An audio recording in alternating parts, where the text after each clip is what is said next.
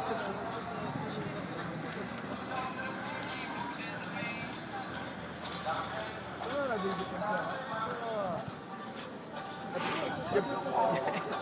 y a plus de gilets bleus que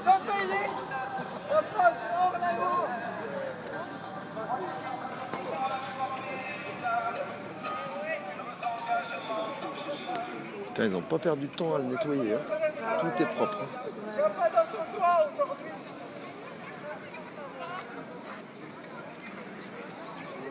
Alors il est déjà midi et demi et on se pose la question de savoir si on repart par la rue du Nord pour rejoindre la place de la Florelle, si on fait juste le tour de la place. Il y en a qui sont fatigués de marcher, elles sont contentes de faire le tour de la place, c'est pas fatigant pour certains.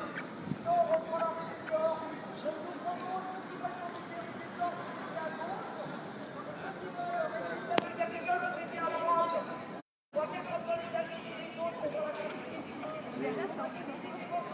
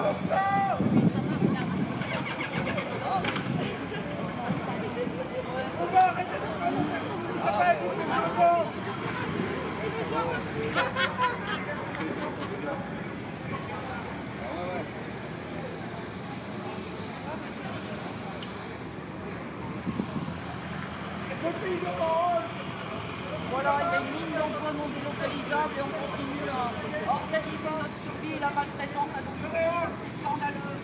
Moi j'en appelle au président du conseil départemental de la Haute-Garonne pour qu'il se décide en faire la maltraitance. Humanité, dignité, dignité des grands vendeurs. Moi je vous invite à venir voir comment, dans quelles conditions on vit à domicile, c'est indigne. Alors bien sûr la responsabilité de l'État existe, mais c'est aussi à vous de vous battre pour l'État de votre responsabilité. Voilà, nous on fait le nécessaire. C'est comme le tarif de la PCH. Le tarif de la PCH, ça fait 10 ans, 13 ans qu'il est à 17% du scène. C'est pas du foutage de gueule ça. Les fesses dans le petit café doivent pouvoir vivre de devenir autonome. En toute dignité.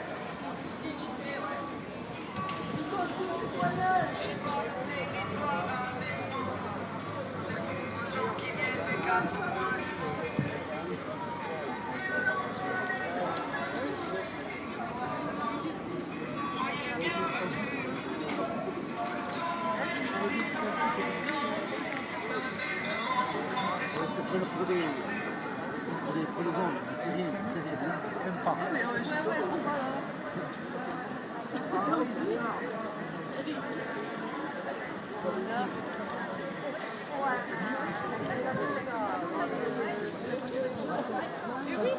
Alors, on ne pas trop, mais en live.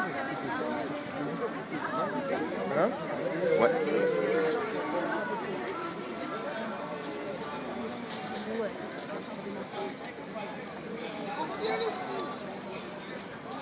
Il est là son appareil. Antoine! Antoine! Antoine! Antoine! On le connaît bien.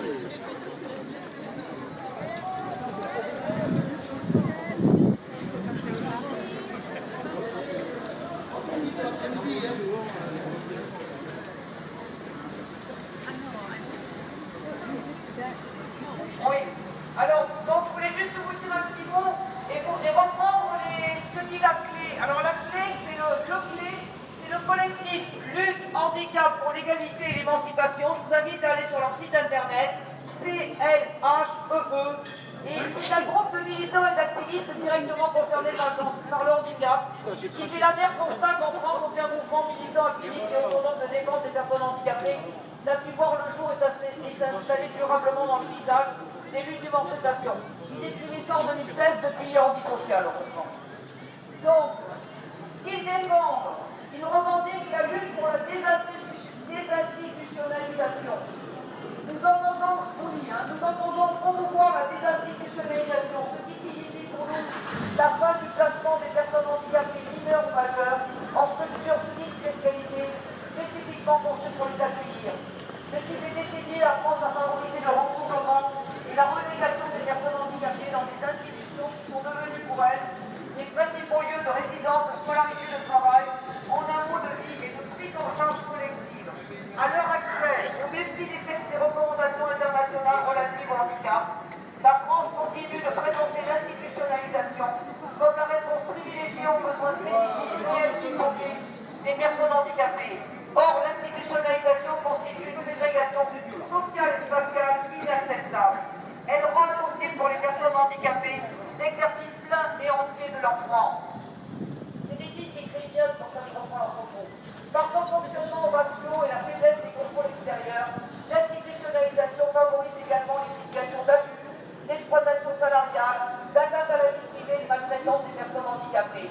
Nous exigeons par conséquent la mise en œuvre d'une politique destinée à mettre à disposition des personnes handicapées et des parents d'enfants handicapés des services et soutiens de proximité, médicaux, financiers, psychosociaux, pédagogiques et éducatifs, de qualité et suffisants pour la vie autonome des adultes et celle des enfants au sein de leur famille. Associer les personnes concernées à l'élaboration de ces nouvelles offres de services.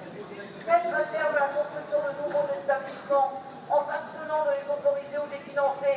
Pour vous donner un exemple, le PRIAC, le dernier plan de l'ARS, qu'on nous a présenté il y a quelques semaines, j'ai fait le calcul, il y a 4 fois plus de budget consacré aux établissements qu'aux services. La France continue à institutionnaliser, les départements continuent à institutionnaliser. Et puis il faut désinstitutionnaliser tous ceux qui se trouvent en institution, prévenir les nouveaux placements et la prolongation inutile de séjour en institution. Contrairement à ce que soutiennent les pouvoirs publics français, les associations gestionnaires d'institutions spécialisées, les besoins d'accompagnement permanent et complexe de certaines personnes handicapées ne sont pas un obstacle à leur mise en dehors des institutions, et ce, quel que soit le handicap. Au nom du principe d'égalité et de non-discrimination, il appartient au pouvoir public de développer des alternatives permettant aux personnes handicapées de sortir des institutions et ainsi de jouir pleinement de leurs droits fondamentaux, dont celui de mener une vie autonome. En Suède, par exemple, il y a des jeunes polyhandicapés qui vivent dans leur propre logement, qui choisissent quelle personne les accompagne, qui choisissent à quelle heure ils mangent, qui choisissent ce qu'ils mangent, qui choisissent avec qui ils sortent et ce qu'ils font, alors qu'ils sont polyhandicapés et qu'en France on se dit que c'est impossible. Tout à l'heure, je vous en dirai plus au continu. Bravo Odile.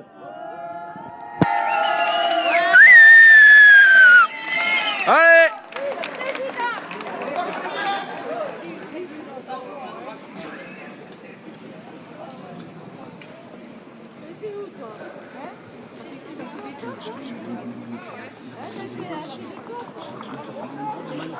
Les aveugles qui entendent il y en a.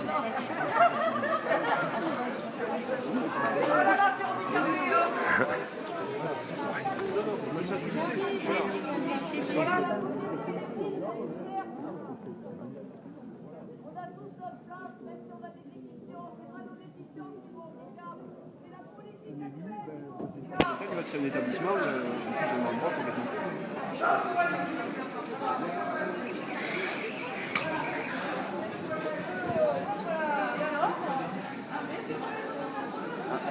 C'est donc.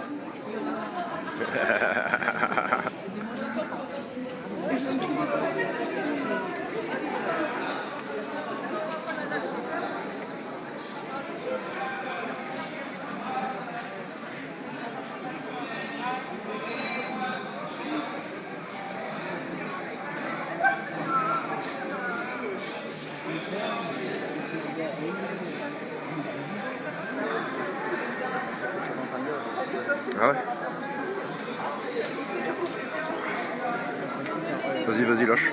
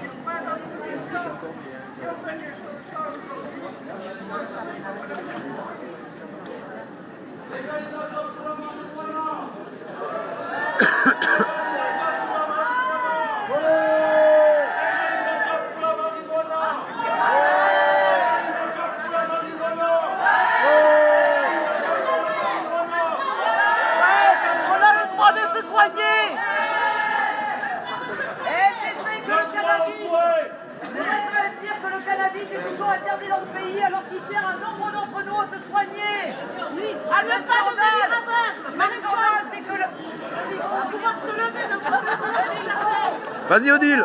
Légalisation naturelle. Légalisation naturelle. C'est fini en live. Légalisation de toutes les drogues. Peut-être pas, Il y a quelqu'un qui a parlé de cannabis. Elle a parlé.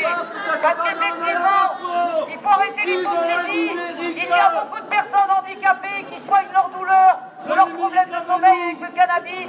Il faut savoir qu'il y a une AMM, une autorisation de mise sur le marché, qui a été faite pour un médicament à base de cannabis. Vous savez quoi le scandale? Ils en sont encore depuis 3 ans à discuter du prix. C'est pas du foutage de gueule, ça? Hein? Donc on nous oblige à aller acheter sur le marché illégal ou à produire nous-mêmes. Et voilà. Tout à fait raison. On a le droit de se soigner, de le faire avec des produits qui ont une efficacité qui est prouvée. Il faut le dire. Bravo. Et naturelle. Voilà, donc, légalisation du cannabis thérapeutique. Légalisation du cannabis thérapeutique. Légalisation du cannabis thérapeutique.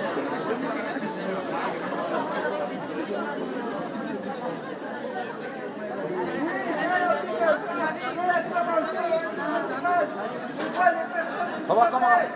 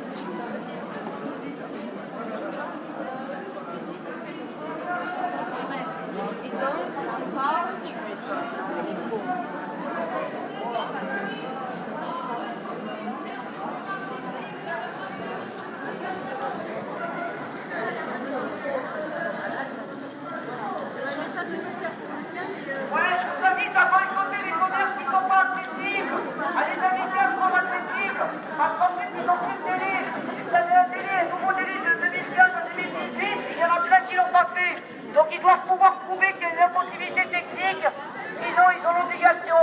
Et on va les mettre en justice prochainement, de toute façon, s'ils discrètement pas. Bravo! Gouvernement de la crise.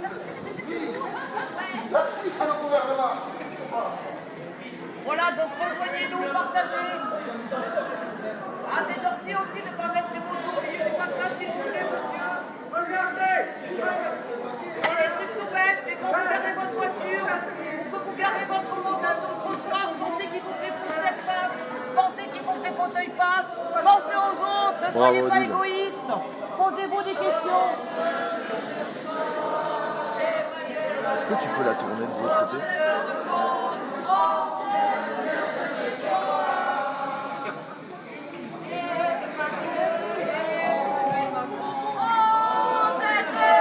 Le con. On vient te chercher chez toi, Emmanuel Macron, aux têtes de con. On vient te chercher chez toi.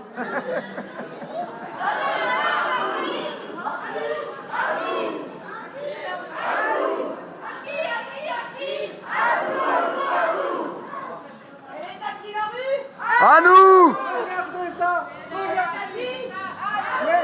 Mais regarde. La police, elle ne pourrait pas mettre un idée, par exemple. Ah bah non, qu'est-ce qu'on fait sur la sécurité de votre commerce? Ben, il faut exiger du propriétaire qu'il fasse son boulot, madame. S'il vous plaît, faites un effort. Le propriétaire, c'est son obligation, il doit faire le nécessaire. Regardez, par exemple, le véhicule là. En fond, la police, regardez. Les personnes ne sont pas là. Vous allez leur dire. C'est filmé là. Prends la plaque. Elle est cachée. Regarde, elle est cachée.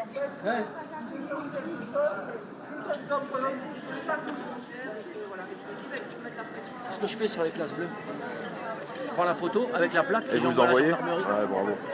Il y a besoin. Parce que j'en ai marre. Ouais, il y a besoin, c'est clair. Parfois, il faut faire des distances impossibles parce qu'il y a un connard qui n'a même pas de carte qui s'est garé là. Quoi. C'est incroyable ça. C'est de pire en pire de toute façon. infernal. Ouais. Mais le gouvernement veut ça aussi, parce qu'en supprimant les places de parking, Ouais, mais le problème, c'est qu'aujourd'hui, pour la carte de stationnement, par exemple, moi, ils m'ont filé le document de la CMI, vous savez, carte mobilité et inclusion, où il est écrit que toutes les cartes actuelles sont valables jusqu'au 31 décembre 2026. d'accord? Et je viens d'apprendre par un autre groupe, là, il y a quelques jours, que dans leur département, c'est jusqu'au 1er juillet 2019. Alors, il faudrait savoir et s'accorder, parce que sinon, il va y avoir souci. Si j'ai le droit de me garer dans le 31 et pas dans le 06, Ouais. Ça passe pas les départements. 5 €, Ça, c'est incroyable ça.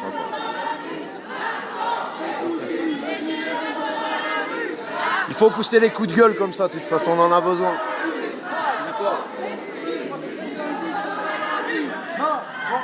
c'est pas enregistré pour rien, de toute façon. Comment? C'est pas enregistré pour rien. C'est même pas enregistré, c'est en live. Vous êtes passé direct avant, le coup de gueule est passé de suite. C'est bien, au moins les gens, ils ont entendu. Ben, on couvre les manifs et on essaye de couvrir tous les mouvements, la marche féminine, la marche des handicapés, parce qu'il y a besoin. Regardez, il n'y a aucun média aujourd'hui, aucun média. Aujourd'hui, en France, tant qu'on a 6 000 euros, le handicap au fauteuil roulant, ça ne marchera pas. Voilà, c'est ça. Il n'y a pas que le fauteuil roulant. Regardez, je suis pas en fauteuil. Il n'y a pas que le fauteuil roulant. Je suis pas en fauteuil. J'étais chef de cuisine. Vous croyez sérieusement que je peux aller travailler dans une cuisine? Sérieusement? Comme à tous ceux qui nous regardent, d'ailleurs, je pose la question. De toute façon, je parle pas trop fort, mais moi c'est ce qui m'attend. On m'a trouvé un truc au cervical et j'ai la moelle épinière qui est comprimée. Je suis niqué de C3 à C8. D'accord. Et j'ai les L2, L3, L4, L5, S1 qui sont bousillés. Eh ben, il m'arrive la même chose. Ça commence, moi c'est le début là. Et je suis pas à 80%. Ouais. Mais ça c'est dégueulasse, ça c'est pareil. J'ai un copain qui a la sclérose en plaques. Intermédiaire. Et ils m'ont accordé la hache. Quand même. Ça veut dire que je dois être à 79. Bah oui. Ouais, pour un point quoi. Allez, bon courage. Merci. À vous. Rejoignez-nous! Ne nous regardez pas! Rejoignez-nous! Ne nous regardez pas! Rejoignez-nous! Ne nous regardez pas! Rejoignez-nous! Ne nous regardez pas! Rejoignez-nous!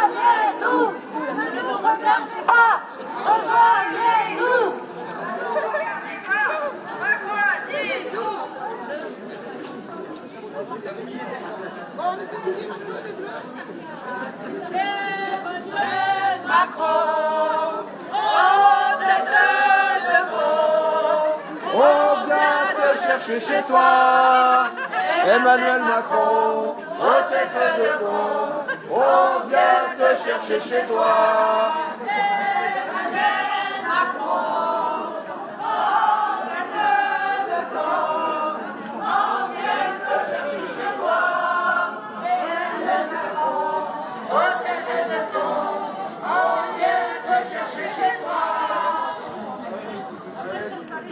Bon, je coupe mon live les amis et je vous retrouve tout à l'heure pour l'arrivée à la place Wilson.